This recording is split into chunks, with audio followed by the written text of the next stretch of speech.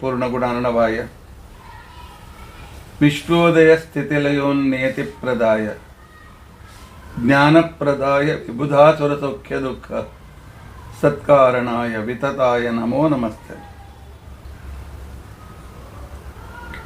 अभ्रमं भंगरहितं अजडं विमलं सदा आनंदतीर्थमतुलं भजे तापत्रयापहम्। भवति यदनुभावादेडमूकोऽपि वाग्मी जडमतिरपि जन्तुर्जायते प्राज्ञमौलिः सकलवचनचेतो देवता भारती सा मम वचसि निधत्तां सन्निधिं मानसे च। अस्मद्गुरुसमारम्भां टीकाकृत्पादमध्यगाम् श्रीमदाचार्य पर्यन्तां वंदे गुरु परंपरा। विद्यायां विबुधाचार्यं वेद ज्ञानाब्धिचंदिरं दुर्मतध्वान्तमार्ताण्डं सत्यध्यानमुनिं भज। 50 वर्षपर्यन्तं सततं रामपूजकः श्री सत्य प्रमोद गुरुराट भासतां नो कृतं बंधुस्त्वं गुरुरिष्टदैवतमिति तत्पादपङ्केरुहं प्राप्तं मां परिपालयेति सततं याचे निबद्धाञ्जलिः। चित्तं मद्गुणदोषचिन्तनविधौ नूनं मनं मा कृथाः श्री सत्यात्मगुरो त्वदङ्घ्रियुगलं हित्वा न मे सद्गतिः। यैरहं शुकवत् सम्यक् शिक्षितोऽस्मि कृपालुभिः तान् वन्दे धेनुपाचार्यान् तत्त्वज्ञानार्थसिद्धये।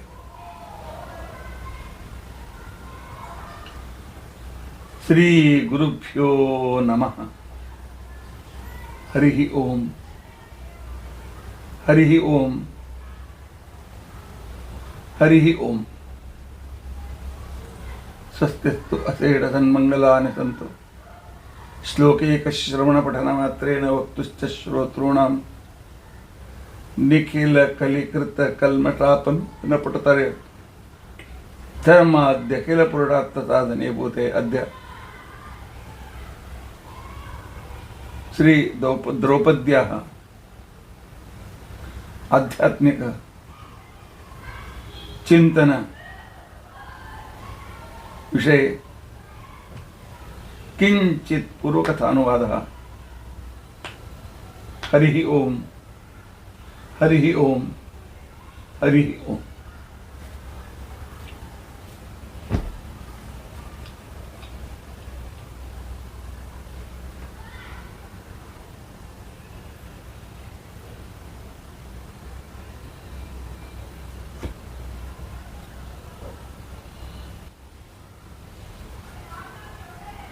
राम राम हरे हरे हरे कृष्णा कृष्ण कृष्ण हरे हरे हरे राम राम राम हरे हरे हरे कृष्णा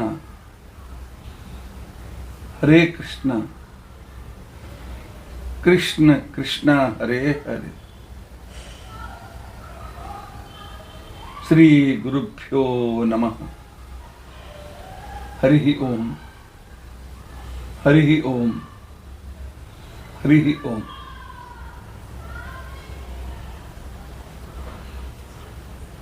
ನಿನ್ನೆ ದಿನ ನಾವು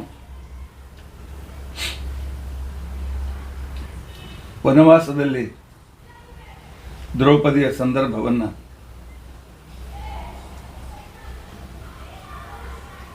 ತತ್ವಜ್ಞಾನ ಹೇಗೆ ಸಂಸಾರದಲ್ಲಿ ವಿರೋಧಿಗಳನ್ನು ಎದುರಿಸ್ತದೆ, ಅನ್ನುವ ಕ್ರಮದಲ್ಲಿ ನಿನ್ನೆ ದಿವಸ ನಾವು ಚಿಂತನೆ ಮಾಡಿದ್ದೇವೆ. ಆಯ್ತು, 12 ವರ್ಷ ವನವಾಸ ಮುಗಿಯಿತು. ಇನ್ನು ಅಜ್ಞಾತವಾಸ ಮಾಡಬೇಕು.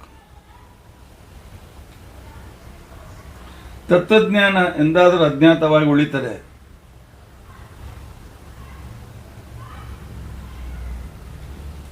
ದ್ರೌಪದಿಗೆ ಅಜ್ಞಾತವಾಸ ಈ ಶಬ್ದ ಹೇಗೆ ಕೂಡುತ್ತದೆ? ಹೇಗೆ ಹೊಂದಿಸಬೇಕು?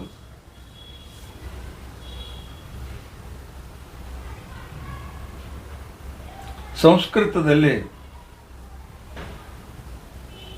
ಒಂದು ಕ್ರಮ ಇದೆ.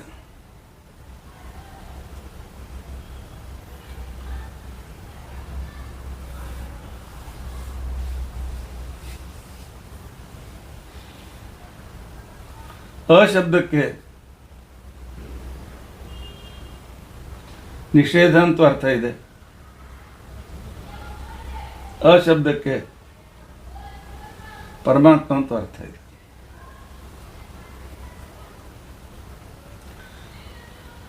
ದ್ರೌಪದಿ ಅಜ್ಞಾತವಾಸ ಅಂತ ತಿಳ್ಕೊಂಡಂತಂದ್ರೆ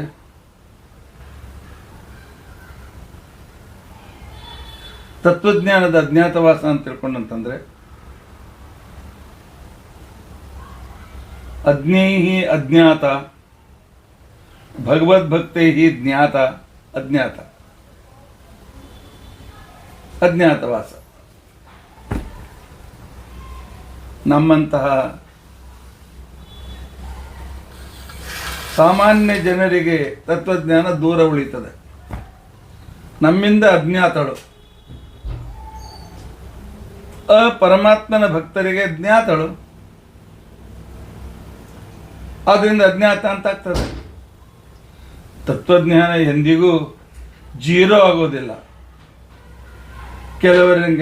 ಕೆಲವರು ಸಂಸಾರ ಭೋಗ ಇತ್ಯಾದಿಗಳ ಪರದೆಯನ್ನು ತಮ್ಮ ಕಣ್ಮೇಲೆ, ಆ ಪರದೆಗಳು ಕಣ್ಣಿನ ಮೇಲೆ ಆ ಪರದೆಗಳಿರುವಾಗ ತತ್ವಜ್ಞಾನ ಸರ್ವವಿದ್ಯಾ ದ್ರೌಪದಿಯತು ವೇದ ಶಾಸ್ತ್ರಗಳಲ್ಲಿ ಬಂದಿರತಕ್ಕಂತಹ ಭಗವತ್ ಪ್ರಾಪ್ತಿಯ ವಿದ್ಯೆಗಳು ಅಂತೇನಿವೆ ನಮ್ಮಂತಹ ಸಾಮಾನ್ಯ ವ್ಯಕ್ತಿಗಳಿಂದ ಅಜ್ಞಾತವಾಗಿರ್ತವೆ.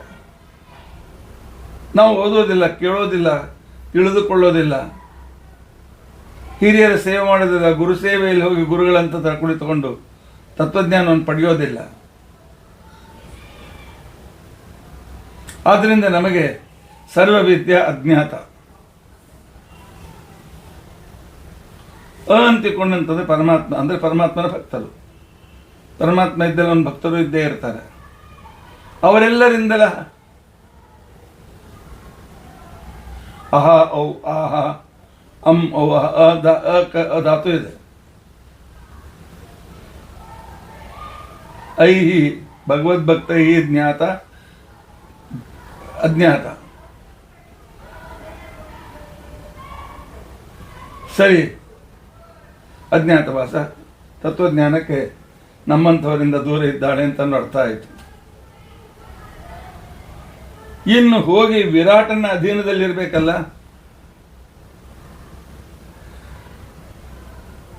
ವಾಯುದೇವರು, ಭಾರತೀ ದೇವಿ ಎಂದಿಗೂ ಇನ್ನೊಬ್ಬರ ಅಧೀನತ್ವವನ್ನು ಸ್ವೀಕಾರ ಮಾಡೋದಿಲ್ಲ. ಇದು ನೆನಪಿಟ್ಟುಕೊಳ್ಳಿ. ಪೂರ್ವ ಅವತಾರ ಪರಮಾತ್ಮನನ್ನು ಬಿಟ್ಟು ಬೇರೆ ಯಾರ ಅಧೀನತ್ವವನ್ನು ಸ್ವೀಕಾರ ಮಾಡುವುದಿಲ್ಲ. ಯಾಕೆ? ಜೀವೋತ್ತಮರು ಪರಮಾತ್ಮನ ಅಧೀನತ್ವ ಮಾತ್ರ ಸ್ವೀಕಾರ ಮಾಡ್ತಾರೆ, ಇನ್ನೊಬ್ಬ ಜೀವನ ಅಧೀನತ್ವವನ್ನು ಸ್ವೀಕಾರ ಮಾಡೋದಿಲ್ಲ. ಹಾಗಾದರೆ ವಿರಾಟ್ ರಾಜನ ನಗರದಲ್ಲಿ ಹೇಗಿದ್ರು? ವಿರಾಟ್ ರಾಜನ ನಗರದಲ್ಲಿ ಉಳಿದ್ರು ಹೇಗೆ?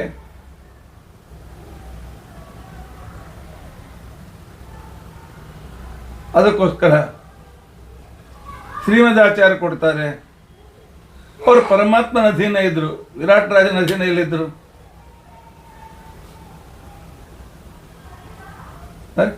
ವಿರಾಟ್ ನಗರ ಅಂತ ತಿಳ್ಕೊಂಡಂತ ಅನಿಸ್ತದೆ. ವಿರಾಟ್ ನಗರ ಆ ರಾಜನ ಅಧೀನ ಇರಲೇಬೇಕಾಗ್ತದೆ. ಹೌದು, ವಿರಾಟನ ಅಧೀನರಿದ್ರು, ಮತ್ತೆ ಇಲ್ಲ ಅಂತ ಹೇಳ್ತೀರಿ.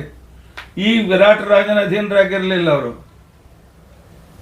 ಅವರು ವಿಹಿ ಆಟ, ವಿ ಅಂದ್ರೆ ಪಕ್ಷಿ, ಅಂದ್ರೆ ಗರುಡ, ಗರುಡೋ ಪ್ರಿಯ ಅಟತಿ ವಿರಾಟ. ಆಟ ಅಂದರೆ ಪ್ರವಾಸ ಮಾಡೋದು ಅಂತ ಅರ್ಥ. ಪಕ್ಷಿ ಆಟ ವಿರಾಟ. ಇದನ್ನ ನಾವು ಅರ್ಥದಲ್ಲಿ ಇಟ್ಕೊಂಡ್ರೆ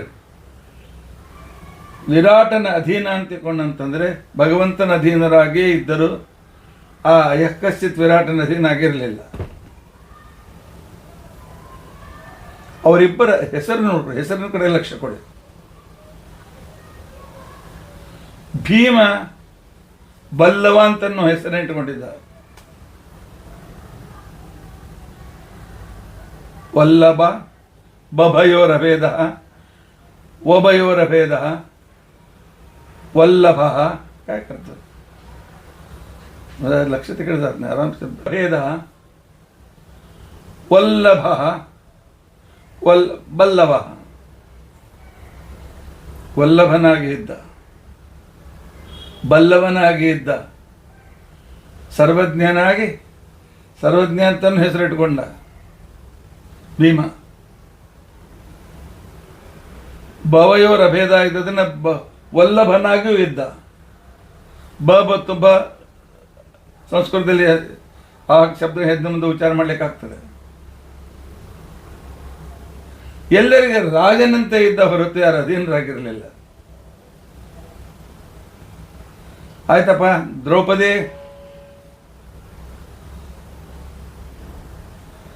ದ್ರೌಪದಿ ಹೆಸರೇನಿಟ್ಟುಕೊಂಡಿದ್ಲು ಲಕ್ಷ್ಯ ಕೊಡೋಣ. ಸೈರಂಧ್ರಿ. ಸೈರಂಧ್ರಿ ಶಬ್ದಕ್ಕೆ ಅಮರಕೋಶದ ವ್ಯಾಖ್ಯಾನದಲ್ಲಿ ಸ್ವೈರಂ ವಸತಿ ಇತಿ ಅಥವಾ ಚಲತಿ ಇತಿ ಸ್ವೈರಂಧ್ರಿ ಅಂತ ತಿಳ್ಕೊಂಡಂತೇಳಿ ವಿಭಾಗವನ್ನು ಸಮಾಸ ವಿಭಾಗ ಮಾಡಿದ್ದಾರೆ. ಸ್ವತಂತ್ರವಾಗಿರ್ತಕ್ಕಂಥವಳು, ಯಾರ ಅಧೀನಲ್ಲಿ ಇರಲಿಲ್ಲ.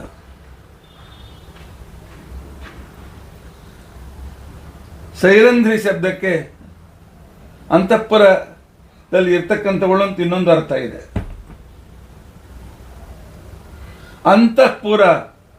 ಅಂತಃಪುರ ಯಾರು? ನಮ್ಮ ಹೃದಯದ ಹಂತದಲ್ಲಿ ಒಳಗೆ ಇರ್ತಕ್ಕಂಥ ಬಿಂಬಮೂರ್ತಿ.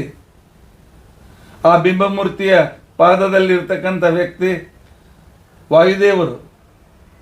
ವಾಯುದೇವರ ಜೊತೆಗೆ ಅಂತಃಪುರ. ಈ ಅಂತಃಪುರದಲ್ಲಿ ವಾಯುದೇವರ ಜೊತೆಗಿದ್ದಾಳೆ.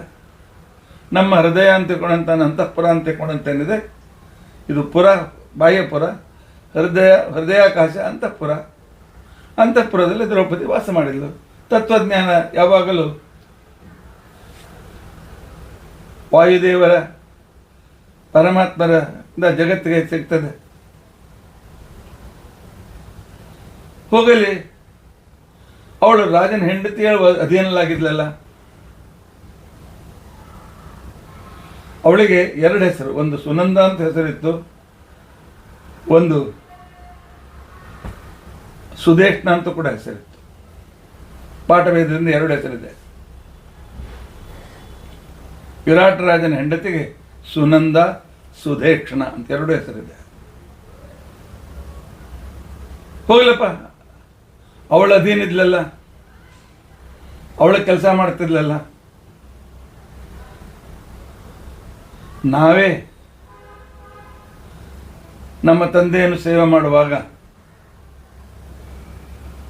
ಪಿತೃಂತರ್ಗತ ಪರಮಾತ್ಮನ ಸೇವೆ ಮಾಡ್ತೇವೆ ಅಂತ ಅನುಸಂಧಾನ.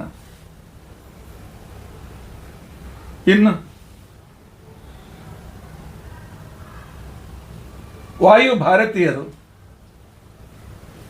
ಸಕಲ ಪುರುಷ ಸ್ತ್ರೀಯರಲ್ಲಿದ್ದಾರೆ.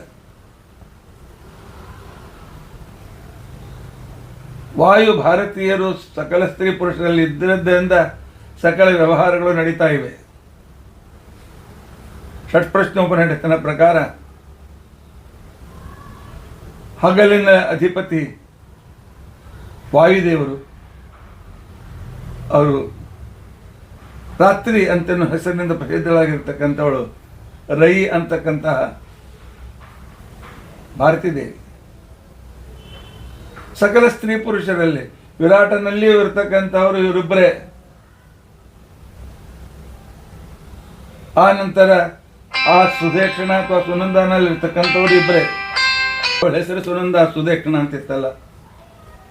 ಇಲ್ಲಿ ವಿರಾಟ ಅಂತ ತಿಳ್ಕೊಂಡಂತಂದ್ರೆ ಆಟ ಪಕ್ಷಿಯ ಮೇಲೆ ತಿರುಗಾಡ್ತಕ್ಕಂಥವನು ಅಂತಕೊಂಡ್ರು. ಇಲ್ಲಿ ಸುನಂದ ಅಂತಂದ್ರೆ ಏನು? ಸುನಂದ, ನಂದ ಆನಂದ, ಅತ್ಯಂತ ಮಂಗಲಕರವಾದ ಆನಂದ. ಲಕ್ಷ್ಮಿ ಇರ್ತಕ್ಕಂಥವ್ರು ಯಾರು? ಲಕ್ಷ್ಮೀದೇವಿ. ಆನಂದ ಪೂರ್ಣಳು. ಅವಳ ಆನಂದಕ್ಕೆ ಎಂದಿಗೂ ಭಾಗ ಇಲ್ಲ. ಅಧೀನದಿಲ್ಲ ಲಕ್ಷ್ಮೀದೇವಿ. ಬೇಡಪ್ಪ ಸುದೇಕ್ಷಣ ಅಂತ ಇಟ್ಕೊಳ್ಳೋಣ. ಸಂಸ್ಕೃತದಲ್ಲಿ ಸ ಅಂದರೆ ಶಕ್ತಿ ಸ್ವರೂಪಿಣಿ ಅಂತ ಅರ್ಥ. ಸ ಅಕ್ಷರಕ್ಕೆ ಶಕ್ತಿ ಸ್ವರೂಪ ಅಂತ ಇಟ್ಕೊಂಡಂತ ಅರ್ಥ ಇದೆ. ಅದಕ್ಕೋಸ್ಕರ ಅದರ ವಿವರಣೆಯನ್ನು ನಾನು ಕೊಡ್ತೇನೆ. ಏನು ತಂತ್ರ ಅಂತ ತಿಳ್ಕೊಂಡಂತನ್ನೋ ಗ್ರಂಥದಲ್ಲಿ ರುದ್ರದೇವರು ಪಾರ್ವತಿಗೆ ಉಪದೇಶ ಮಾಡ್ತಾರೆ. ಸಕಾರಂ ಶೃಣು ಚಾರ್ವಂಗಿ ಶಕ್ತಿ ಬೀಜಂ ಪರಾತ್ಪರಂ. ಸ ಅಂತಿಕೊಂಡಂತಂದ್ರೆ ಪರಮಾತ್ಮನ ಅಧೀನದಲ್ಲಿರ್ತಕ್ಕಂತಹ ಪರಾತ್ಪರಂ. ಪರರು ಬ್ರಹ್ಮ ಸರಸ್ವತಿಯರು, ವಾಯುಭಾರತೀಯರು, ಅವರಿಗಿಂತಲೂ ಶ್ರೇಷ್ಠವಾದಂಥ ಶಕ್ತಿ ಬೀಜ.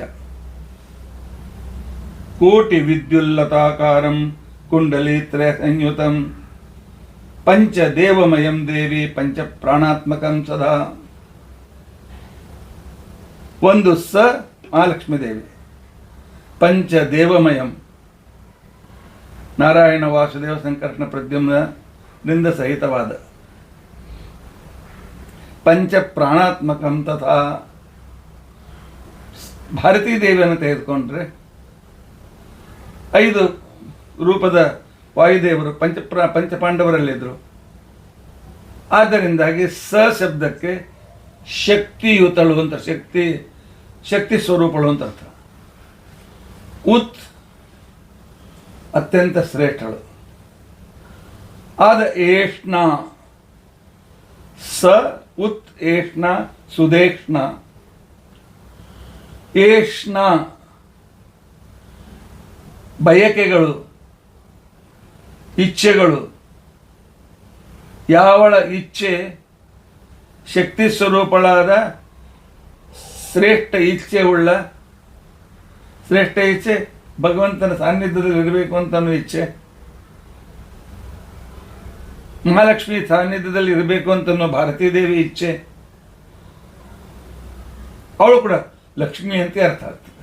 ಸುದೇಕ್ಷಣ ಶಬ್ದಕ್ಕೆ ಶಕ್ತಿ ಸ್ವರೂಪಳು, ಅತ್ಯಂತ ಶ್ರೇಷ್ಠವಾಗಿರ್ತಕ್ಕಂತಹ ಭಗವತ್ ಸೇವೆ ಇಚ್ಛೆ ಉಳ್ಳವಳು ಆಗಿರ್ತಕ್ಕಂತಹ ಮಹಾಲಕ್ಷ್ಮಿಗೆ ಸುದೇಕ್ಷಣ ಅಂತ ತಿಳ್ಕೊಂಡಂತೇಳಿ ಹೆಸರು. ಸುನಂದ, ಸುದೇಕ್ಷಣ. ಇಲ್ಲಿ ವಿರಾಟ ಪರಮಾತ್ಮ ಮಹಾಲಕ್ಷ್ಮಿ ಅಧೀನರಾಗಿ ಭೀಮ ದ್ರೌಪದಿಯರಿದ್ದರೆ ಹೊರತು ಅವಳು ಒಬ್ಬ ವಲ್ಲಭ ಅಂತ ಹೆಸರು ತೆಗೆದುಕೊಂಡ. ಇನ್ನೊಬ್ಬಳು ಸೈರಂಧ್ರಿ. ಸ್ವೈರಂ ಚರತಿ ವಸತಿ ಇತಿ ಸೈರಂಧ್ರಿ ಅಮರಕೋಶದ ವ್ಯಾಖ್ಯಾನ. ಹೆಸರಿನಲ್ಲಿಯೂ ನಾವು ಪರಮಾತ್ಮನ ನಂತರ ಸ್ವತಂತ್ರವಾಗಿರ್ತಕ್ಕಂಥವರು, ಜೀವೋತ್ತಮ, ನಾವಿಬ್ಬರು ಜೀವೋತ್ತಮರು ಅನ್ನೋ ಹೆಸರಿನಿಂದ ಅವರು ಅಲ್ಲಿ ವಾಸ ಮಾಡಿದ್ದಾರೆ. ಅದಕ್ಕೋಸ್ಕರವೇ ತಾತ್ಪರ್ಯನಿರ್ಣಯದಲ್ಲಿ ಆಚಾರ್ಯರು ಹೇಳಿದರು, ಶುದ್ಧೇ ಭಾಗವತೆ ಧರ್ಮೇ ನಿರತೋ ಯತ್ ವೃಕೋದರ ತದನಂತರಂ ದ್ರೌಪದೀತು. ದ್ರೌಪದಿ ಮತ್ತು ಭೀಮಸೇನ ಎಂದಿಗೂ ಶುದ್ಧ ಭಾಗವತ ಧರ್ಮವನ್ನು ಬಿಡಲಿಲ್ಲ.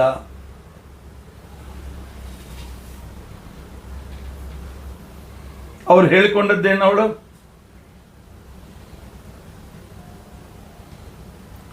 ನನಗೆ 5 ಜನ ಗಂಧರ್ವರು ಗಂಡಂದಿರು ನನ್ನ ರಕ್ಷಣೆಗಿರ್ತಾರೆ. ಯಾಕೆಂದರೆ ಸುದೇಕ್ಷಣ ಕೇಳ್ತಾಳೆ, ದ್ರೌಪದಿ, ಇಂಥ ಅದ್ಭುತ ಸೌಂದರ್ಯ ನಿನ್ನಲ್ಲಿದೆ, ನಿನ್ನ ಶರೀರದಿಂದ ಉತ್ಪಲ ರಾತ್ರಿ ವಿಕಾಸಿನಿ ಕಮಲದ ಸುಗಂಧ ಹೊರಡ್ತಾ ಇದೆ. ಇಂಥವಳು ಸ್ವತಂತ್ರವಾಗಿ ಹೇಗೆ ತಿರುಗುತ್ತೆ? ಯಾರು ನಿನ್ನ ಮೇಲೆ ಕೆಟ್ಟದ ಹೆಟ್ಟಿನ ಹಾಕಲಿಲ್ಲೇನು ಅಂತ ಕೇಳಿದ್ರೆ ಅವಳು ಹೇಳ್ತಾಳೆ, ನನಗೆ 5 ಜನ ಗಂಡಂತ ಇದ್ದಾರೆ ಗಂಧರ್ವರು, ಸುಳ್ಳು ಹೇಳಲಿಲ್ಲ. ಹೌದು, ಗಂಧರ್ವರು ಇವರು. ಯಾಕೆ? ಗಂಧರ್ವರು ದೇವತೆಗಳು ಗಂಧರ್ವರಿಗೂ ಉಪದೇವತೆ ಅಂತ ಅನ್ಸ್ಕೊಳ್ತಾರೆ. 5 ದೇವತೆಗಳು ನನ್ನಲ್ಲಿದ್ದಾರೆ. ಅಥ ಗಂಧಂ ವಹತಿ ಇತಿ ಋಣಕ್ತಿ ಇತಿ. ಗಂಧರ್ವ ವಾಯುದೇವರು. 5 ಜನ ಗಂಧರ್ವರು, 5 ಜನ ದೇವತೆಗಳಲ್ಲಿ ಮುಖ್ಯ ಭೀಮಸೇನಲ್ಲಿ ಸ್ವತಃ ಉಳಿದವರಲ್ಲೂ ಕೂಡ ಸೌಮ್ಯ, ವೀರ ಇತ್ಯಾದಿ ಹೆಸರಿನಿಂದ ವಾಯುದೇವರು ವಾಸ ಮಾಡಿದ್ದಾರೆ. ಅವರು ನನ್ನ ಗಂಡಂದರು, ಸುಳ್ಳು ಹೇಳಿಲ್ಲ.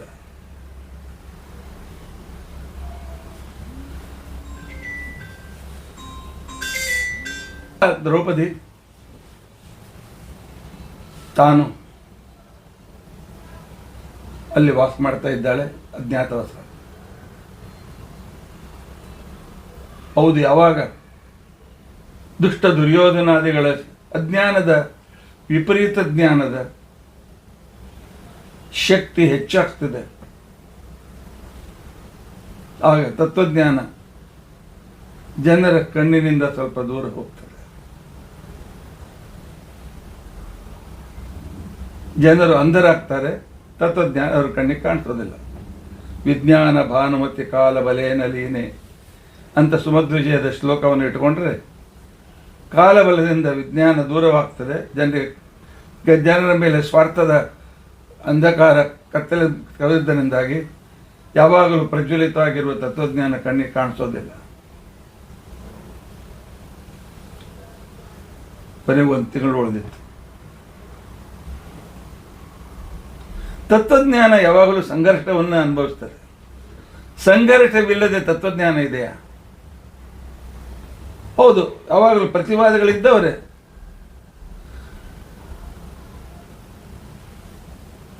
ಪ್ರತಿವಾದಿಗಳು ತತ್ವಜ್ಞಾನವನ್ನು ಜನರಲ್ಲಿ ಇಡಬೇಕು ಅಂತಕೊಂಡು ಕಲಿ ಮೊದಲಾಗಿರ್ತಕ್ಕಂಥ ದುಷ್ಟಶಕ್ತಿಗಳು ಜನರಲ್ಲಿ ತತ್ವಜ್ಞಾನ ಇರಬಾರ್ದು ಅಂತೇಳಿ ಪ್ರಯತ್ನ ಮಾಡ್ತಾ ಇರ್ತಾರೆ. ಎಷ್ಟು ತತ್ವಾಭಿಮಾನಿ ದೇವತೆಗಳಿದ್ದಾರೋ ಭಗವಂತನ ದಾರಿಗೆ ನಮ್ಮನ್ನು ಕರೆದುಕೊಂಡು ಹೋಗೋದಕ್ಕೋಸ್ಕರ ಅಷ್ಟೇ ತತ್ವಾಭಿಮಾನಿ ದೈತ್ಯರು ಕೂಡ ನಮ್ಮ ಶರೀರದಲ್ಲಿದ್ದಾರೆ. ದಂಡಯಾತ್ರೆಗೆ ಹೋಗಿರ್ತಕ್ಕಂತಹ ಕೀಚಕ ವಾಪಸ್ ಬರ್ತಾನೆ. ವಾಪಸ್ ಬಂದಾಕ್ಷಣಕ್ಕೇನು ತನ್ನ ಅಕ್ಕನ ಮನೆಯಲ್ಲಿ, ಕೀಚಕ ಅಂತಂದ್ರೆ ಸುದೇಕ್ಷಣೆಯ ತಮ್ಮ, ವಿರಾಟ್ ರಾಜನ ಭಾವಮೈದುನ. ವಿರಾಟ್ ರಾಜ ಅವನ ಮಕ್ಕಳು ಮಹಾಪರಾಕ್ರಮಿಗಳು. ಆದರೆ ಜರಾಸಂಧಾದಿಗಳಷ್ಟು ಪರಾಕ್ರಮ ಎದುರಿಸುವ ಪರಾಕ್ರಮ ಇರಲಿಲ್ಲ. ಆದರೆ ಕೀಚಕನಿಂದಾಗಿ ಜರಾಸಂಧ ಇವನ ಮೇಲೆ ತನ್ನ ಮಿತ್ರನಾಗಿ ಮಾಡ್ಕೊಂಡ್ಬಿಟ್ಟ. ಇವನ್ ರಾಜ್ಯದ ಮೇಲೆ ಆಕ್ರಮಣ ಮಾಡಲಿಲ್ಲ. ಹೀಗಾಗಿ ವಿರಾಟ್ ರಾಜ ಆಗಿನ ಕಾಲದಲ್ಲಿ ಬೇರೆಯವರಿಂದ ಅನಾಕ್ರಮಿತನಾಗಿ ಉಳಿದುಕೊಂಡ.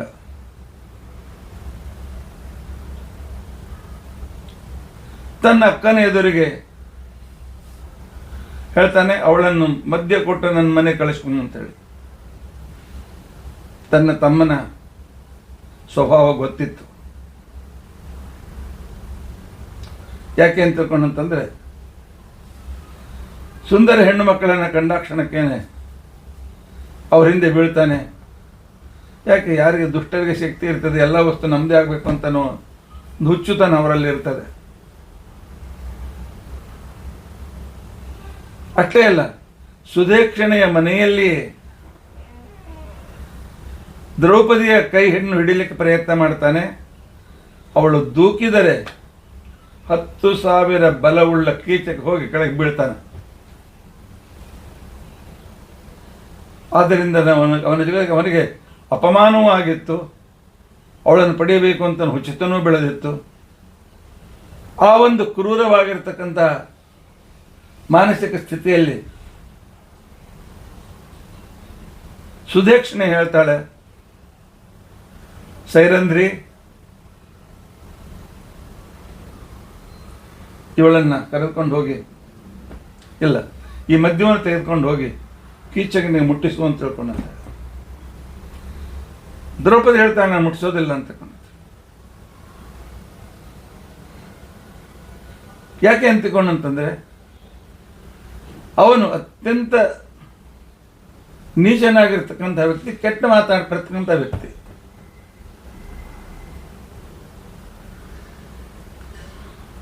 ಕೀಚಕ ಶಬ್ದಕ್ಕೆ ಅಮರಕೋಶ ವ್ಯಾಖ್ಯಾನದಲ್ಲಿ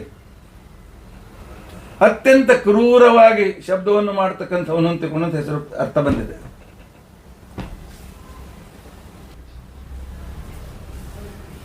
ಅಮರಕೋಶ ವ್ಯಾಖ್ಯಾನಕಾರರು ಹೇಳ್ತಾರೆ, ಚೀಕಯತಿ ಶಬ್ದಾಯತೆ ಇತಿ ಕೀಚಕ ಅಂತನ್ನೋ ವಿಚಾರವನ್ನು ಕೊಡ್ತಾರೆ.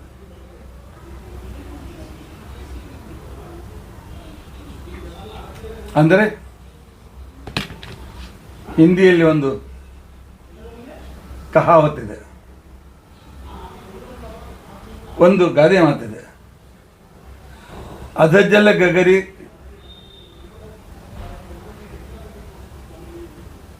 ಪಟಕತ ಜಾಯ್. ಅರ್ಧ ಕೊಡ ಬಹಳ ಶಬ್ದವನ್ನು ಮಾಡ್ತಂತೆ, ಅರ್ಧ ನೀರಿರೋ ಕೊಡ. ಅಧಜಲದ ಗಗರಿ ಛಲಕತ ಜಾಯ. ಯಾರು ಅರ್ಧಂಬರ್ಧ ಕಲ್ತಿರ್ತಾರೆ, ಅರ್ಧಂಬರ್ಧ ಪರಾಕ್ರಮ ಉಳ್ಳವರು ಇರ್ತಾರೆ, ಅವರು ತಮ್ಮ ದೊಡ್ಡಸ್ತಿಗೆ ಭಾಳ ಹೇಳ್ಕೊತಿರ್ತಾರೆ. ಇನ್ನು ಆತ್ಮ ಪ್ರಶಂಸನೆ ಮಾಡಿಕೊಳ್ತಕ್ಕಂಥವರೆಲ್ಲರೂ ಆತ್ಮಹತ್ಯೆ ಮಾಡಿಕೊಂಡಿರ್ತಕ್ಕಂಥವ್ರಿಗೆ ಮಹಾಭಾರತ ಹೇಳ್ತಾರೆ. ಇವರ ದಾರಿಯನ್ನು ಆತ್ಮಹತ್ಯೆ ಯಾವಾಗಲೂ ದಾರಿ ಕಾಯ್ತಾ ಇರ್ತದೆ. ಹೀಗಾಗಿ ಕೀಚಕ ತನ್ನ ಮೃತ್ಯುವನ್ನೇ ತನ್ನ ಕಡೆಗೆ ತೆಗೆದುಕೊಳ್ಳುವ ಒಂದು ಸನ್ನಾಹದಲ್ಲಿ ದ್ರೌಪದಿಯ ಬಗ್ಗೆ ಈ ರೀತಿಯಾಗಿರ್ತಕ್ಕಂಥ ಅಭಿಪ್ರಾಯವನ್ನು ವ್ಯಕ್ತಪಡಿಸ್ತಾನೆ. ಅತ್ಯಂತ ಅಯೋಗ್ಯ, ಅಸುರಾವೇಶಿಯಿಂದ ಯುಕ್ತನಾಗಿರ್ತಕ್ಕಂಥ ವ್ಯಕ್ತಿ. ದ್ರೌಪದಿ ಒಪ್ತಾಳೆ. ಸುದೇಕ್ಷಿಗೆ ಬಹಳ ಆಗ್ರಹ ಮಾಡಿದ್ದರಿಂದಾಗಿ ಕೀಚಕನ ವಿರೋಧ ಕಟ್ಟಿಕೊಳ್ಳಿಕ್ಕೆ ನನ್ನ ಕಡೆಯಿಂದ ಆಗೋದಿಲ್ಲ ದ್ರೌಪದಿ. ಕೀಚಕನ ವಿರೋಧ ಕಟ್ಟಿಕೊಂಡ್ರೆ ನನ್ನನ್ನು ನನ್ನ ಗಂಡನನ್ನು ಕಾರಾಗೃಹದಲ್ಲಿ ಹಾಕಿ ತಾನು ರಾಜನ ಕೂತ್ಕೊಳ್ತಾನೆ. ಆದ್ದರಿಂದಾಗಿ ಹೆಸರಿಗೆ ನಾವು ರಾಜರಾಣಿಯರು, ಕೇವಲ ನನಗೋಸ್ಕರ ಹೋಗು. ಹೌದು, ಕೃತಜ್ಞಳು ದ್ರೌಪದಿ ದೇವಿ. ಇಷ್ಟು ದಿವಸ ತನ್ನ ಹತ್ರ ಇಟ್ಕೊಂಡಿದ್ಲಲ್ಲ,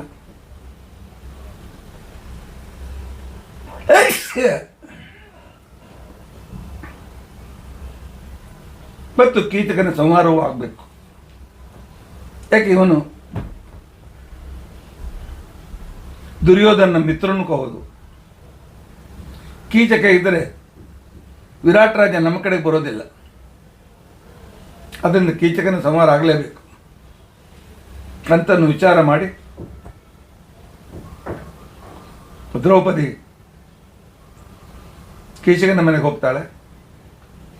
ಕೀಚಕ ಅವಳನ್ನು ಕೈ ಹಿಡಿಬೇಕು ಅಂತೇಳಿ ಬಯಸಿದಾಗ ಮತ್ತೆ ನುಗ್ತಾಳೆ. ಬಿದ್ದು ಎದ್ದವನು ಇವಳನ್ನು ಬೆನ್ನಟ್ತಾನೆ. ಅವಳು ಓಡುತ್ತಾ ರಾಜ್ಯಸಭೆಗೆ ಬರ್ತಾಳೆ.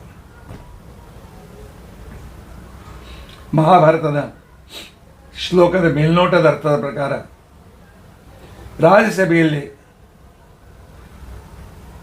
ಕೀಚಕ ಅವಳಿಗೆ ಒದಿತಾನೆ.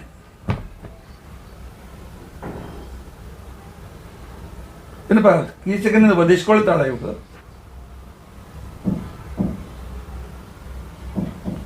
ತತ್ವಜ್ಞಾನ ಇಂಥ ವಿಪರೀತ ಜ್ಞಾನಗಳಿಂದ ವಧಿಸಿಕೊಳ್ಳುತ್ತದೆ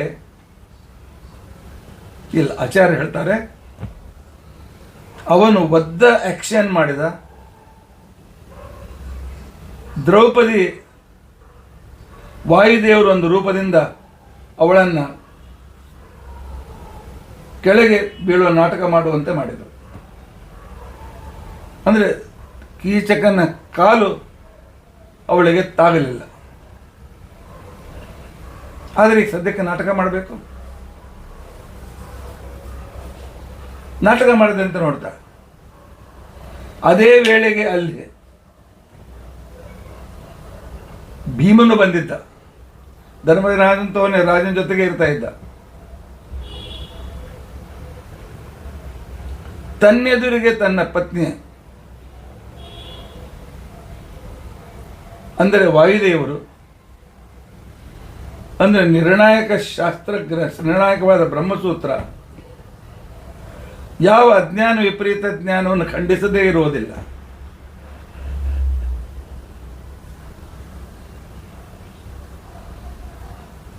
ಜ್ಞಾನಕ್ಕೆ ಆಶ್ರಯರಾದ ವಾಯುದೇವರು ಅಲ್ಲಿ ಇರ್ತಕ್ಕಂಥ ಮರವನ್ನು ನೋಡ್ತಾರೆ.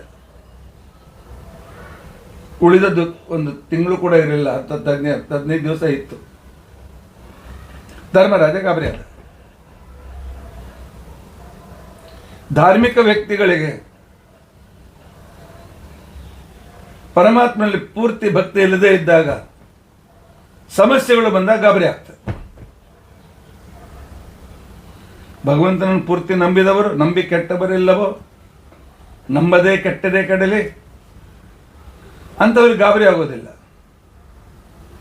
ಧರ್ಮರಾಜ ಹೇಳ್ತಾನೆ, ಏನಪ್ಪ ಬಲ್ಲವ ಅಂದ್ರೆ ಅಡಿಗೆ ಮನೆ ಅಂತ ಅರ್ಥ. ಏನು ಅಡಿಗೆ ಮನೆಯಲ್ಲಿ ಕಟ್ಟಿಗೆ ಮುಗಿದದೇನೋ, ಅದಕ್ಕೆ ಈ ಮರ ಕಿತ್ಕೊಂಡು ಹೋಗ್ಬೇಕಂತ ಮಾಡ್ತಾ ಇದ್ದೀರಿ.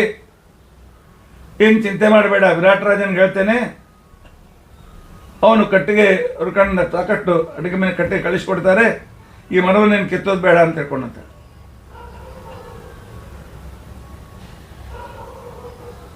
ಅಣ್ಣನ ಮಾತು ಮೀರುವಂತಿಲ್ಲ. ಹೆಂಡತಿಯ ಸಂರಕ್ಷಣೆ ಆಗಬೇಕು. ಆದರೆ ದ್ರೌಪದಿಯ ಆತ್ಮ ಸಂರಕ್ಷಣೆ ಮಾಡಿಕೊಳ್ಳಲಿಕ್ಕೆ ಸಮರ್ಥಳಿದ್ದಾಳೆ. ಯಾಕೆ? ತತ್ವಜ್ಞಾನ ಇದು ಯಾವಾಗಲೂ ಸ್ವತಃ ಪ್ರಮಾಣ. ಅದರ ಪ್ರಾಮಾಣ್ಯಕ್ಕೆ ಬೇರೆ ಯಾವುದೇ ರೀತಿಯಾಗಿರತಕ್ಕಂತಹ ಪ್ರಮಾಣ ಗ್ರಂಥ ಬೇಕಾಗಿರೋದಿಲ್ಲ. ಸ್ವತಃ ಎದ್ನಿಂದಿರ್ತಾಳೆ. ರಾಜನಿಗೆ ಹೇಳ್ತಾಳೆ, ರಾಜ ಏನು ಮಾತನಾಡಿಸೋದಿಲ್ಲ. ರಾಜ ಸಭೆಯಲ್ಲಿ ಇವಳ ಸಂರಕ್ಷಣೆ ಸಿಗ್ತದೆ ಅಂತ ತಿಳ್ಕೊಂಡು ಅಂತೇಳಿ ಕೀಚಕ ಹೊರಟೋಗ್ತಾನೆ. ಧರ್ಮರಾಜ ಅವಾಗ ಹೇಳ್ತಾನೆ, ಸೇರಂದ್ರಿ ಇಲ್ಲೇನ ಕೆಲಸ ನಿನಗೆ? ರಾಜಸಭೆಗೆ ಅಂತಃಪುರದಲ್ಲಿ ನನ್ನ ಕೆಲಸ ಎಲ್ಲೇನು? ಹೋಗು. ದೇವರು ನಂಬಿದ ನಮ್ಮಂಥ ಧಾರ್ಮಿಕರು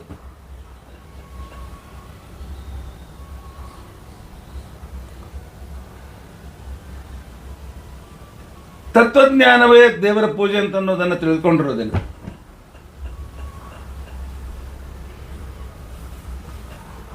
ಐದಾರು ಮಂತ್ರಗಳ ಜಪ ಇಟ್ಕೊಂಡಿರ್ತೇವೆ, ಕೆಲವು 10 ಮಂತ್ರಗಳ ಜಪ ಇಟ್ಕೊಂಡಿರ್ತೇವೆ.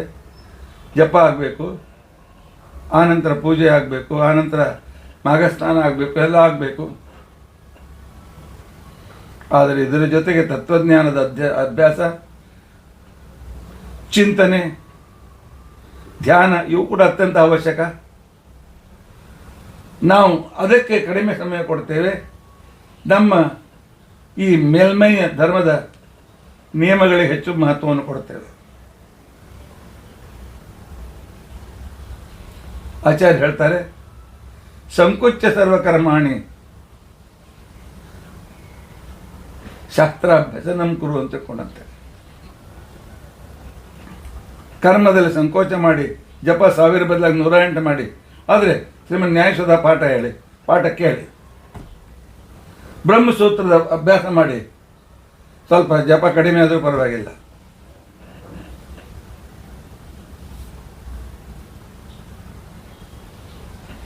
ನಮಗೆ ಬೆಳಿಗ್ಗೆ ಸೂರ್ಯೋದಯ 5 ಗಂಟೆಗೆ ಪಾಠ ಹೇಳ್ತಾ ಇದ್ರು. ಕೆಲವು ಸಲ ಸಾಯಂಕಾಲ. ಒಂದ್ಸಲ ನಾನು ಗುರುಗಳೇ ಕೇಳಿದೆ, ಇಲ್ಲ ಮತ್ತು ಸಂಧ್ಯಾ ವಂದನೆ ಸಮಯ ಮೀರ್ತದೆ, ಆ ವೇಳೆ ನೀವು ಪಾಠ ಹೇಳ್ತಾ ಇರ್ತೀರಿ. ಅವ್ರು ಹೇಳಿದ್ರು, ಪಾಠ ಅಂದ್ರೇನು? ಭಗವಂತನ ಆರಾಧನೆ ಅಲ್ಲೇನು? ಇದೇ ಸಂಧ್ಯಾ ವಂದನೆ. ನಂತರ ಆಮೇಲೆ ಮೆಕ್ಯಾನಿಕ್ ಆಗಿ ಸಂಧ್ಯಾ ವಂದನೆ ಮಾಡು. ಈಗ ಪರಮಾತ್ಮನ ಚಿಂತನೆ ದೊಡ್ಡ ಸಂಧ್ಯಾ ವಂದನೆ.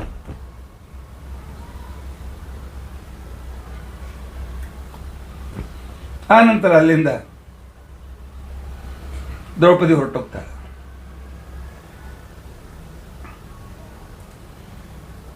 ದ್ರೌಪದಿ ಹೊರಟೋಗಿ ಸುಮ್ಮನೆ ಇರೋದಿಲ್ಲ. ತತ್ವಜ್ಞಾನ ಯಾವಾಗಲೂ ಪ್ರವಾಹಿತವಾಗ್ತಕ್ಕಂಥ ಒಂದು ಪ್ರವಾಹವುಳ್ಳದ್ದು. ಈ ಕೀಚಕನಿಂದ ನನ್ನ ಅಪಮಾನ ಹಾಗೆ ಉಳಿಯಬಾರದು. ಅಪಮಾನ ಮಾಡಿಸ್ಕೊಳ್ಳಿಲ್ಲ, ನಾನು ಅಪಮಾನ ಮಾಡಲಿಕ್ಕೆ ಒಂದು ಪ್ರಯತ್ನ ಮಾಡಿದ್ದೆ. ಸಜ್ಜನರನ್ನು ಯಾರು ಅಪಮಾನ ಮಾಡಲಿಕ್ಕೆ ಪ್ರಯತ್ನ ಮಾಡ್ತಾರೆ ಅವರೇ ಅಪಮಾನಿತರಾಗ್ತಾರೆ. ಸಜ್ಜನರನ್ನು, ಜ್ಞಾನಿಗಳನ್ನು ಯಾರು ಮಾನ ಮರ್ಯಾದೆ ಕೊಡ್ತಾರೆ ಅವರೇ ಮರ್ಯಾದಿತರಾಗ್ತಾರೆ, ಅವರಿಗೆ ಮಾನ ಮರ್ಯಾದೆ ಬೆಳೀತದೆ. ತತ್ವಜ್ಞಾನಕ್ಕೆ ಅಪಮಾನ ಮಾಡಲಿಕ್ಕೆ ಯಾರು ಸಾಧ್ಯತೆ ಇದೆ? ದ್ರೌಪದಿ ವ್ಯವಹಾರತಃ ಅಪಮಾನಕ್ಕೆ ಒಳಗಾಗಿದ್ದಾಳೆ. ಆದರೆ ಈ ಕೀಚಕನನ್ನು ಮುಗಿಸಬೇಕು.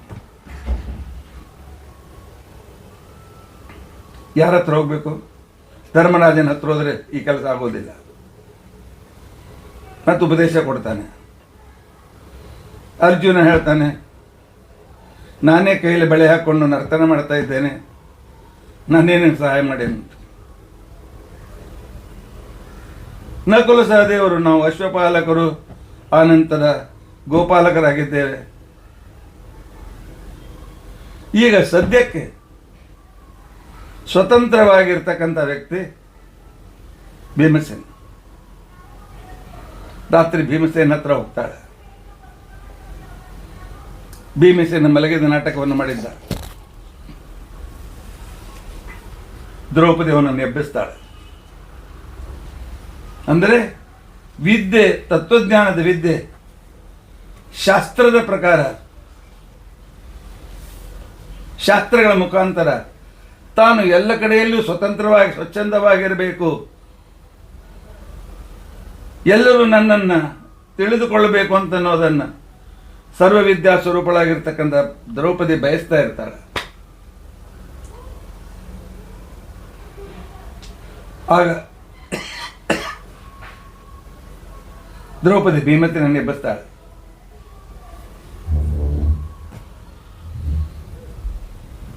ಏನು ದ್ರೌಪದಿಗೆ ಅಪಮಾನವಾಗಿ ಮಲ್ಕೊಂಡಿದ್ದೇನೇನು?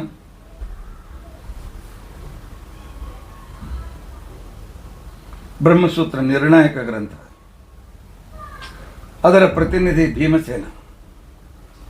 ಏಕೆ ಜ್ಞಾನಕ್ಕೆ ಆಶ್ರಯರು ಈ ಸ್ವತಃ ಪ್ರಮಾಣವಾದ ಗ್ರಂಥಗಳು. ಅವಾಗ ಹೇಳ್ತಾಳೆ, ತತ್ವಜ್ಞಾನ ನನಗೆ, ಅಜ್ಞಾನ ನನ್ನನ್ನು ಮುಗಿಸ್ಬೇಕು ಅಂತ ಬಯಸ್ತಾ ಇದೆ. ಆಗ ಸರ್ವಜ್ಞನಾಗಿರ್ತಕ್ಕಂಥ ನಿನಗೆ ನಿದ್ದೆಗೆ ಬರ್ತದೆ, ಏಳು ಭೀಮಸೇನ ಏಳು ಅಂತಿಕೊಂಡಂತ.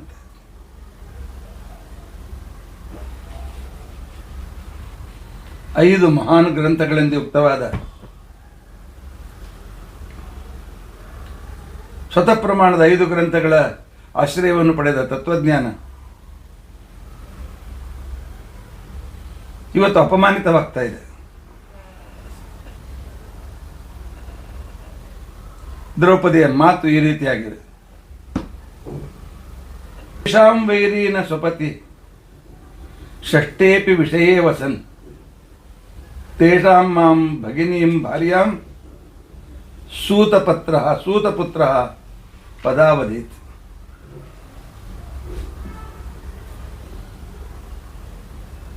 ಇವತ್ತು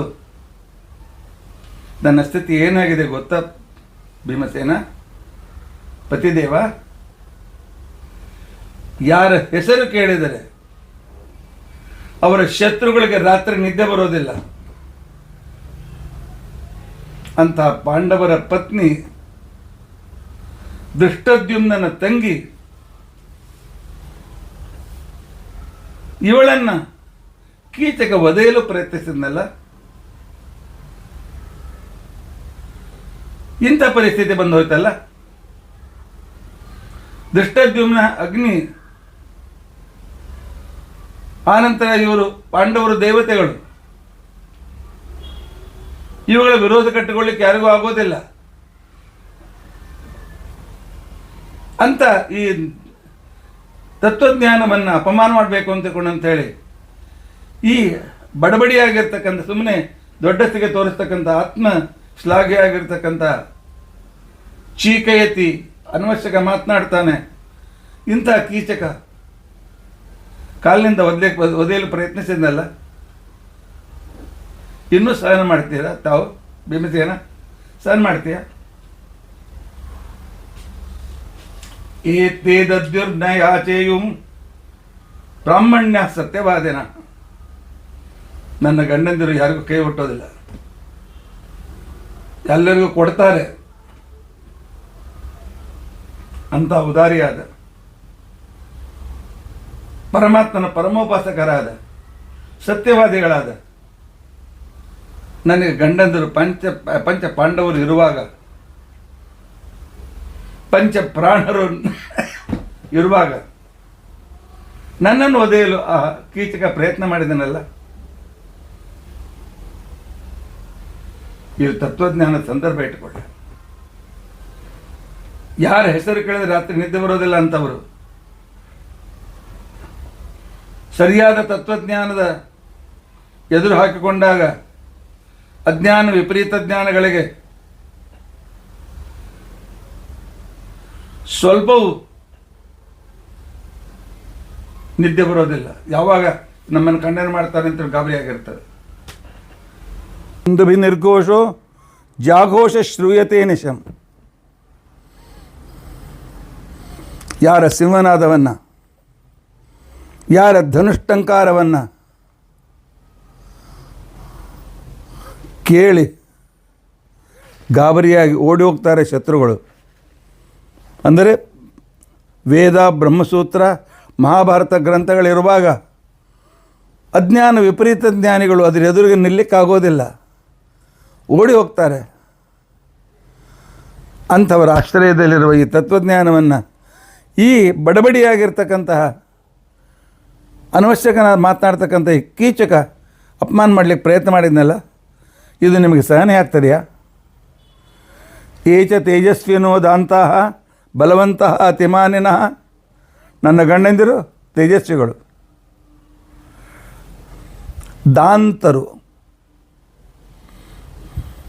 ಇಂದ್ರಿಯ ನಿಗ್ರಹಗಳು, ಬಲಿಷ್ಠರು, ಅತಿಮಾನಿನಃ ಯಾವಾಗಲೂ ಸ್ವಾಭಿಮಾನದಿಂದ ಯುಕ್ತರಾಗಿರ್ತಕ್ಕಂಥವರು. ಇಂಥವರ ಹೆಂಡತಿಯನ್ನು ಈ ಕೀಚಕ ಅಪಮಾನ ಮಾಡಲಿಕ್ಕೆ ಪ್ರಯತ್ನ ಮಾಡಿದ್ನಲ್ಲ. ಅಂದರೆ ಅತ್ಯಂತ ಶ್ರೇಷ್ಠ ಶಾಸ್ತ್ರದ ಆಶ್ರಯವನ್ನು ಪಡೆದಿದ್ದರೂ ಕೂಡ ಅಯೋಗ್ಯರಾಗಿರ್ತಕ್ಕಂಥವರು ಆ ಶಾಸ್ತ್ರ ಸುಳ್ಳು, ಶಾಸ್ತ್ರದ ಸಾಮರ್ಥ್ಯ ಇಲ್ಲ, ಹಾಗಾಯ್ತು ಹೀಗಾಯ್ತು ಅಂತ ಹೇಳಲಿಕ್ಕೆ ಪ್ರಯತ್ನ ಮಾಡ್ತಾರೆ. ಇದು ಪ್ರಮಾಣ ಅಲ್ಲ ಅಂತಕೊಂಡು ಅಂತ ಹೇಳಲಿಕ್ಕೆ ಪ್ರಯತ್ನ ಮಾಡ್ತಾರೆ. ವೇದ ಪ್ರಮಾಣ ಅಂತಕೊಂಡು ಅಂತಾರೆ. ಜಗತ್ತಿನಲ್ಲಿ ರೀತಿಯಾಗಿದೆ ಇಂಥ ಅವಮಾನ ಮಾಡಲಿಕ್ಕೆ ಪ್ರಯತ್ನ ಮಾಡ್ತಾರಲ್ಲ, ಇದು ಯೋಗ್ಯವೇ? ಅಂಥ ಅಜ್ಞಾನ ಜೀವಿತ ಇರಬೇಕೆ? ಶರಣಂ ಏ ಪ್ರಪನ್ನಾನಾಂ ಭವಂತಿ ಶರಣಾರ್ಥಿನಾಂ.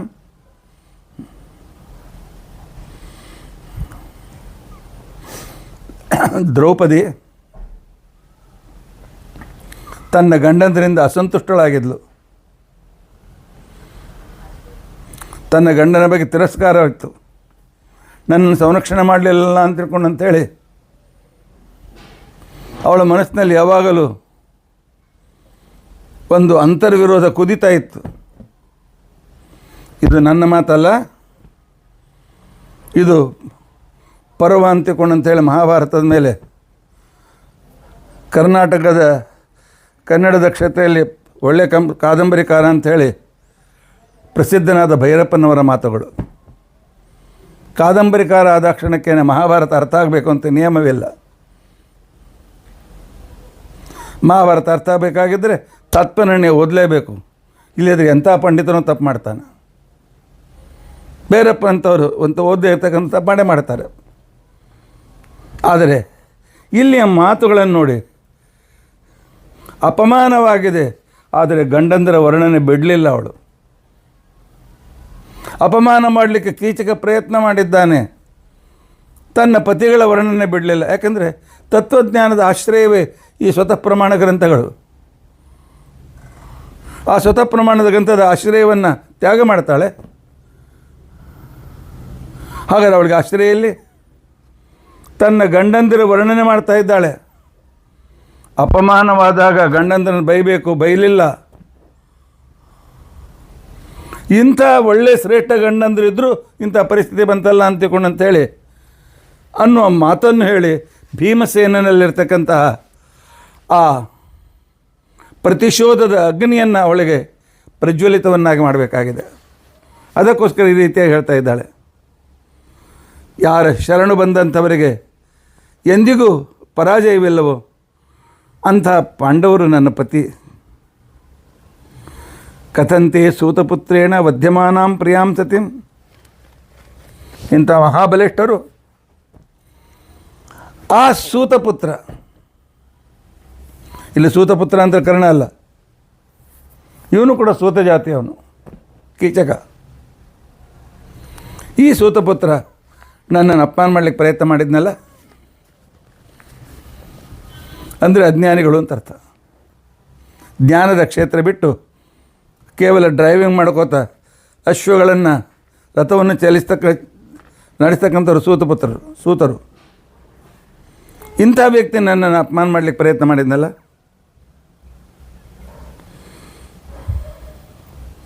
ಹೋಗಲಿ, ರಾಜನ ಕರ್ತವ್ಯ. ಇಲ್ಲಿ ರಾಜನು ತನ್ನ ಕರ್ತವ್ಯ ಮಾಡಲಿಲ್ಲ. ಅವನ ಎದುರಿಗೆ ಹೋಗಿ ಕೀಚಕ ಅವನ ಎದುರಿಗೆ ನನ್ನ ಓದಲಿಕ್ಕೆ ಪ್ರಯತ್ನ ಮಾಡಿದಾಗ ಅವನು ಬಾಯಿ ಮುಚ್ಕೊಂಡು ಕೂತ್ಕೊಂಡಲ್ಲ.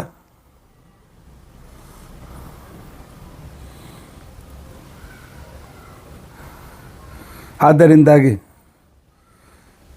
ನಾಳಿನ ಬೆಳಿಗ್ಗೆ ಕೀಚಕ ಜೀವಿತ ಇದ್ದರೆ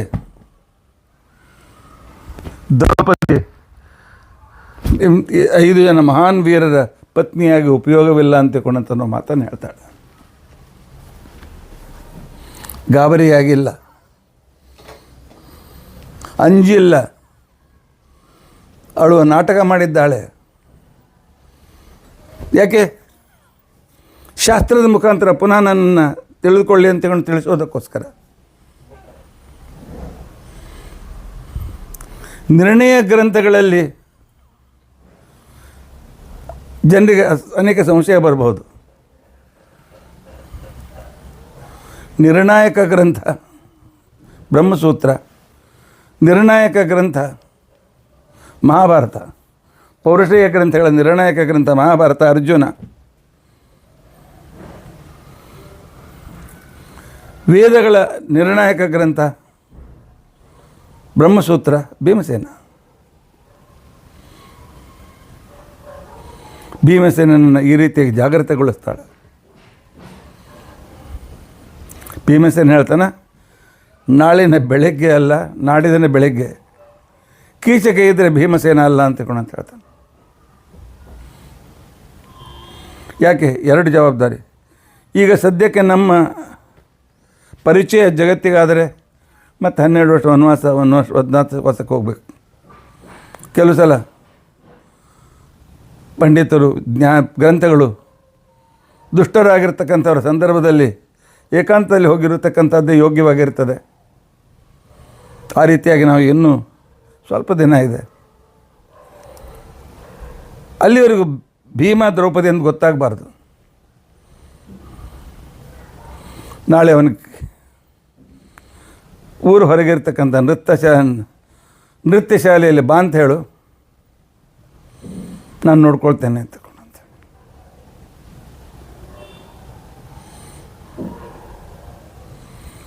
ದ್ರೌಪದಿ ಹಾಗೆ ಮಾಡ್ತಾಳೆ. ಕೀಚಕ ಸಂತುಷ್ಟನಾಗ್ತಾನೆ. ಅಲ್ಲೊಂದು ಸ್ವಲ್ಪ ಇಲ್ಲೊಂದು ಸ್ವಲ್ಪ ಎಲ್ಲೋ ಒಂದು 4 ಪ್ರಮಾಣಗಳು ಸಿಕ್ಕಾಗ ಓ ಮಹಾಭಾರತಗಳು ಶಿವಸರ್ವೋತ್ತಮ ಅಂತ ಹೇಳ್ತಾರೆ. ಅಹಂ ಬ್ರಹ್ಮಾಸ್ಮಿ ಅಂತ ತಿಳ್ಕೊಂಡು ಬ್ರಹ್ಮಸೂತ್ರ ವೇದಗಳು ಹೇಳ್ತವೆ. ಏಕಮೇವ ದ್ವಿತೀಯ ಅಂತ ವೇದನೇ ಹೇಳ್ತದೆ. ಅದರಿಂದ ನಮ್ಮದೇ ಜಯ ಆಯಿತು ಅಂತ ತಿಳ್ಕೊಂಡು ಅಂತೇಳಿ ಮಾಯಾವಾದಿಗಳು, ನಾನೇ ಬ್ರಹ್ಮ ಅಂತಕ್ಕಂಥ ವಾದಿಗಳು ಸ್ವಲ್ಪ ಹೊತ್ತು ಖುಷಿ ಆಗ್ತಾರೆ.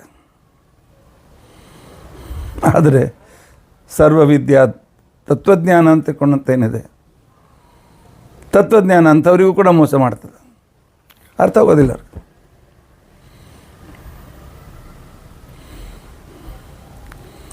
ಪರಮಾತ್ಮ ಭೀಮಸೇನ ದೇವರು ಹೆಣ್ಣಿನ ವೇಷ ಹಾಕ್ಕೊಂಡಿದ್ದಾರೆ.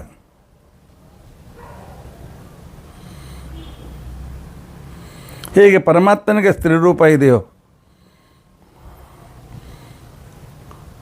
ಅವನ ಸೇವೆಯನ್ನು ಮಾಡೋದಕ್ಕೋಸ್ಕರ ವಾಯುದೇವರು ಬೇಕಾದ ರೂಪ ತೆಗೆದುಕೊಳ್ಬೋದು.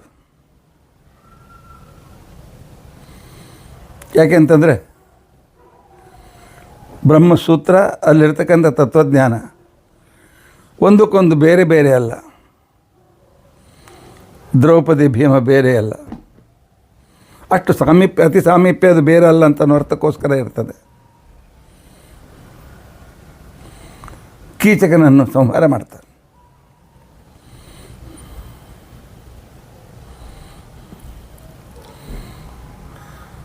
ಅಂದರೆ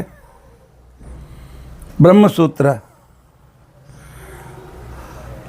ಭಾಳ ದೊಡ್ಡ ದೊಡ್ಡ ಮಾತಾಡ್ತಕ್ಕಂಥ, ಯಾಕೆಂದರೆ ಆಚಾರ್ಯರ ಭಾಷೆ ಬಿಟ್ಟರೆ ಉಳಿದ ಭಾಷೆಗಳು ಭಾಳ ವಿಸ್ತಾರವಾಗಿವೆ. ಎಷ್ಟು ದೊಡ್ಡ ಆಚಾರ್ಯಗಂತ ಸಣ್ಣದು, ಇದೇನು ಮಾ ಅಂತ ಅನ್ಬೇಡಿ. ಅನವಶ್ಯಕವಾದ ಶಬ್ದಗಳನ್ನು ಆಚಾರ್ಯ ಆಡೋದಿಲ್ಲ. ಇದೇ ಆಚಾರ್ಯ ಭಾಷ್ಯದ ವೈಶಿಷ್ಟ್ಯ. ಅಂಥವರು ಮಾಯಾವಾದವನ್ನು ಪೂರ್ತಿ ಖಂಡನ ಮಾಡಿ ಹಾಕಿದ್ದಾರೆ. ಕೀಚಕನನ್ನು ಸಂಹಾರ ಮಾಡಿದ್ದಾರೆ. ಉಪಕೀಚಕರು ಮಾಯಾವಾದಾದಿಗಳನ್ನು ಬೆಳೆಸ್ತಕ್ಕಂಥ ಇನ್ನೂ ಅನೇಕ ಗ್ರಂಥಗಳಿವೆ.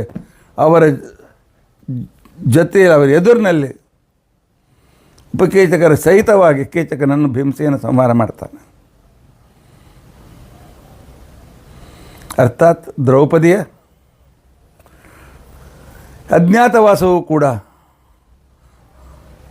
ಶಾಸ್ತ್ರಕ್ಕೆ ವಿರುದ್ಧವಾಗಿರಲಿಲ್ಲ, ತತ್ವಜ್ಞಾನದ ಪರಾಜಯವಾಗಿ ಆಗಿರಲಿಲ್ಲ. ತತ್ವಜ್ಞಾನದ ವಿಜಯವೇ ದ್ರೌಪದಿಯ ಅಜ್ಞಾತವಾಸ. ಆದ್ದರಿಂದ ಒಂದು ಮಾತು ನೆನಪಿಟ್ಟುಕೊಳ್ಳಿ, ಸ್ವತಃ ಪ್ರಮಾಣವಾಗಿರ್ತಕ್ಕಂತಹ ಬ್ರಹ್ಮಸೂತ್ರದಲ್ಲಿ, ವೇದಗಳಲ್ಲಿ, ಬ್ರಹ್ಮಸೂತ್ರಗಳಲ್ಲಿ, ಮಹಾಭಾರತ, ಮೂಲ ರಾಮಾಯಣ, ಪಂಚರಾತ್ರಗಳಲ್ಲಿ ಯಾವುದೇ ರೀತಿಯಾಗಿರ್ತಕ್ಕಂತಹ ದೋಷ ಇಲ್ಲ. ದ್ರೌಪದಿ ತನ್ನ ಗಂಡಂದಿರನ್ನು ಎಂದಿಗೂ ಬೈಲಿಲ್ಲ. ಸೂಚ್ಯವಾಗಿ ಅವರಲ್ಲಿದ್ದ ನ್ಯೂನತೆ ಹೇಳಿದ್ದಾಳೆ. ಯಾಕೆ? ಯಾವುದು ಸ್ಪಷ್ಟ ಅರ್ಥ ಆಗೋದಿಲ್ಲ. ನಿರ್ಣಾಯಕ ಗ್ರಂಥ ಬೇಕೇ ಬೇಕಾಗ್ತದೆ. ಹೀಗೆ ದ್ರೌಪದಿಯ ವಿಜಯವಾಯಿತು, ಕೀಚಕನ ಸಂಹಾರವಾಯಿತು. ಈ ಸುದ್ದಿ ತಿಳಿದ ಸುದೇಕ್ಷಣ ಈಗಿಂದೀಗಲೇ ಮನೆ ಬಿಟ್ಟು ಹೋಗುವಂತೆ ಕೊಡು ಅಂತ ಹೇಳ್ತಾಳೆ. ದ್ರೌಪದಿ ಹೇಳ್ತಾಳೆ, ಒಂದು 7 ದಿವಸ ಕಾಯಿ. ಸುದೇಕ್ಷಣೆಗೆ ದ್ರೌಪದಿ ಬಿಸಿ ತುಪ್ಪ, ನುಂಗುವಂತಿಲ್ಲ, ಉಗುಳುವಂತೂ ಇಲ್ಲ. ಈಗ ಇವಳು ಬಲಾತ್ಕಾರದಿಂದ ಮನೆಯಿಂದ ಬಿಟ್ಟು ಹೊರಗೆ ಹಾಕಿದರೆ, ಇವಳು ಗಂಡಂದ್ರೆ ನನ್ನ ಗಂಡನ ಕೊಂದರೆ,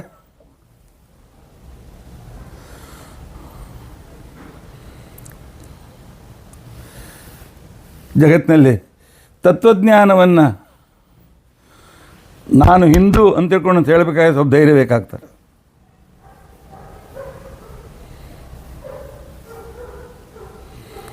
ಆ ರೀತಿಯಾಗಿರ್ತಕ್ಕಂಥ ಆತ್ಮವಿಶ್ವಾಸ ಬೇಕಾಗ್ತದೆ.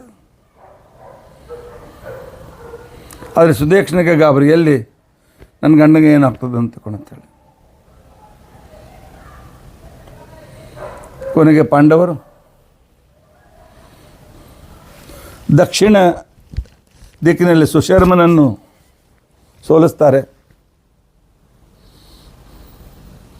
ಅಂದರೆ ದಕ್ಷಿಣ ದಿಕ್ಕಿನಲ್ಲಿ ವಿಸ್ತಾರವಾಗಿ ಹರಡಿರ್ತಕ್ಕಂತಹ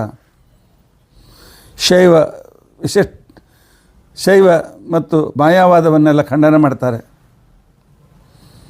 ಈ ಕಡೆಗೆ ಅರ್ಜುನ ಒಬ್ಬನೇ ಕೌರವರನ್ನು ಸೋಲಿಸ್ತಾನೆ. ಮಹಾಭಾರತ ಒಂದೇ ಒಂದು ಸಾಕು. ಕುರು ಕುರು ಕುರು ಕುರು ಕುರು ಅಂಥೇಳಿ ಬಡಬಡಿಸ್ತಕ್ಕಂಥವರನ್ನು ಒಂದು ಮಹಾಭಾರತ ಅವರೆಲ್ಲ ಸಂಶಯಗಳನ್ನು ದೂರ ಮಾಡಿ ಅವರಿಗೆ ಒಳ್ಳೆಯ ಜ್ಞಾನವನ್ನು ಕೊಡ್ತಾರೆ. ಈ ರೀತಿಯಾಗಿ ತನ್ನ 5 ಸ್ವತಃ ಪ್ರಮಾಣ ಗ್ರಂಥಗಳ ಜೊತೆಯಲ್ಲಿ ದ್ರೌಪದಿ ಅಜ್ಞಾತವಾಸದಲ್ಲಿ ಕೂಡ ವಿಜಯಿಯಾಗಿದ್ದಾಳೆ. ಅವಳ ವನವಾಸ ವಿಜಯದ ನಾಂದಿಯೇ ಹೊರತು ವನವಾಸ ಅಂಜಿ ಎಲ್ಲೋ ಮರೆಮಾಚತಕ್ಕಂಥ ಪರಿಸ್ಥಿತಿ ಅಲ್ಲ.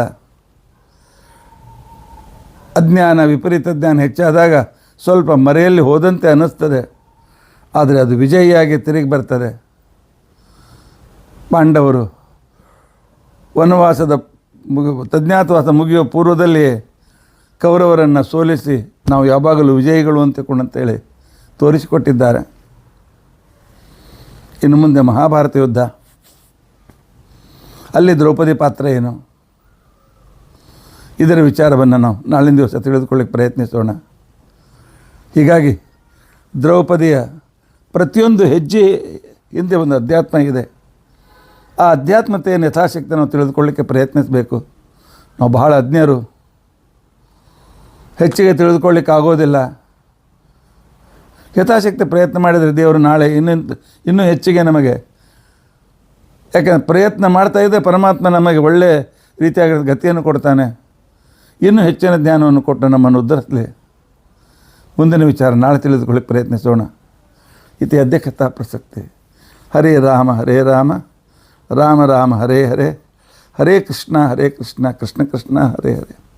ಉಗ್ರಂ ವೀರಂ ಮಹಾವಿಷ್ಣುಂ ಜ್ವಲಂತಂ ಸರ್ವತೋಮುಖಂ ನೃಸಿಂಹಂ ಭೀಷಣಂ ಭದ್ರಂ ಮೃತ್ಯುಂ ನಮಾಮ್ಯಹಂ. ಅಚ್ಯುತಾನಂತ ಗೋವಿಂದ ಸ್ಮೃತಿ ಮಾತ್ರಾರ್ಥಿನಾಶನ ರೋಗಾನ್ಮೇ ನಾಶಯ ಶೇಷಾನ್ ಆಶುಧನ್ವಂತರೇ ಹರೇ.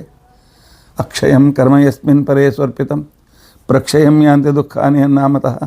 ಅಕ್ಷರೋ ಯೋಜರ ಸರ್ವದೇವಾಮೃತಃ ಕುಕ್ಷಿಗಂ ಯಸ್ಯ ವಿಶ್ವಂ ಸದಾ ಜಾತಿಕಂ ಪ್ರೀಣಯಾಮೋ ವಾಸುದೇವಂ ದೇವತಾ ಮಂಡಲ ಖಂಡಮಂಡಲ. ಶ್ರೀಕೃಷ್ಣಾರ್ಪಣಮಸ್ತು.